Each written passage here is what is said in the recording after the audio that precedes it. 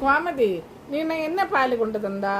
காலையில் அந்த கேபரி குட்டிக்கு சாயை கொடுத்தேன், பச்சை தண்ணின்னு சொல்லி எல்லாம் கப்பையும் தூக்கி தூர போட்டுட்டு காலையிலே சண்டையும் போட்டுட்டு ஒன்றும் சாப்பிடேன் இல்லை. எங்கே போச்சுன்னு தெரியாது. நான் இப்போ தியாடியாகன்னு தெரிஞ்சுட்டு இருக்கேன். பார்த்துக்க என்ன புஷ்பாக்கா, நான் நல்ல பாலாக தானே தந்துட்டு இருக்கேன்.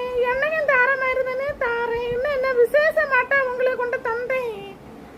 என்ன பால் தாரியோ தரலையோ, இனி உன் பாலை வேண்டாம், ஒன்றும் வேண்டாம். உன் பாலை வாங்கி வாங்கி வீட்டில் சண்டை தான் நடக்குது தவிர வேற ஒன்றும் இல்லை. நீ பொய் சொல்லி பைசா அவ்வளோத்தையும் வாங்கிட்டு போவா, பாலில் தண்ணியை ஊற்றி ஊற்றி கொண்டு வந்து தருவான். ஏன் புஷ்பாக்கா இப்படி எல்லாம் கோவத்தில் பேசிட்டு போறிய?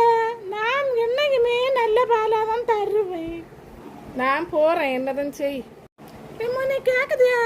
நான் இன்னும் வெள்ளனா பால் கறக்க போனேனா, அப்போ இந்த கண்ணுக்குட்டி பால் அத்தனையும் தட்டி இட்டுட்டு அப்போ 1/4 லிட்டர் பால் தான் உண்டு. நான் அந்தாலும் அவளுக்கு 1 லிட்டர் பால் கொடுக்கணுமா, 3/4 லிட்டர் வெள்ளத்தை ஊற்றி கொண்டு கொடுத்தா தான் நடந்தது.